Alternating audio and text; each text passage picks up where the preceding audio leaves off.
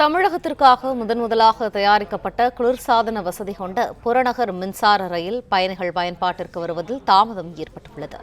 இது தொடர்பான கூடுதல் தகவல்களை எமது செய்தியாளர் வினோத் வழங்க கேட்போம். வினோத், வணக்கம். இந்த தாமதத்திற்கான காரணம் என்ன? முழு விவரங்கள்.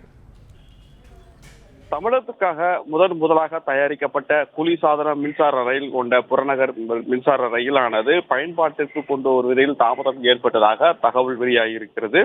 சென்னை கடற்கரை செங்கல்பட்டு இடையே 14 பெட்டிகளை கொண்ட குளிர்சாதன மின்சார ரயில் ஆனது கடந்த ஏப்ரல் முதல் வாரத்தில் இயக்கப்பட இருப்பதாக தெற்கு ரயில்வே சென்னை ரயில்வே கோட்டம் சார்பில் தகவல் ஏற்கனவே வெளியானது.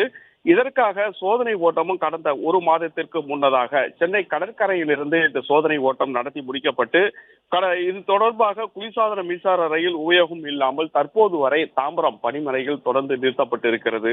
புகழ்பெற்ற பாம்பன் பாலம் திறப்பு விழாவோடு பிரதமர் நரேந்திர மோடி அவர்களால் திறந்து வைக்கப்பட்ட அதே காலகட்டத்தில் இது போன்ற மின்சார ரயில், அதாவது சென்னையிலிருந்து செங்கல்பட்டு வரை இயக்குவதற்காக தயாரிக்கப்பட்ட மின்சார ரயில் சேவையும் இயக்கப்படும் என எதிர்பார்த்திருந்த நிலையில் இந்த காலதாமதம் தற்போது ஏற்பட்டிருக்கிறது.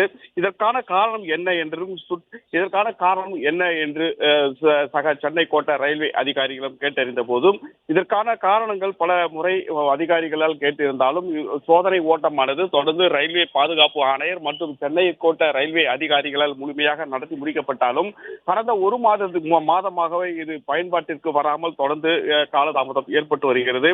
இது தொடர்பாக இன்னும் எத்தனை நாட்களுக்குள் இது போன்ற ரயில்கள் இயக்கப்படுவதற்கான காரணம் என்ற நிலையும் எதிர்பார்ப்பும் ரயில் பயணிகளிடையே பெரும் எதிர்பார்ப்பாக இருந்து வரக்கூடிய நிலையில் சுட்டெரிக்கும் வெயிலில் கூலாக ஒரு பயணம் செய்யலாம் என காத்திருந்த ரயில் பயணிகளுக்கு எதிர்பார்ப்பும் ஏமாற்றத்தையும் அமைந்ததாக ரயில் பயணிகளின் கோரிக்கையாகவும் அதனுடைய வேண்டுகோளாகவும் வைக்கப்பட்டுள்ளது.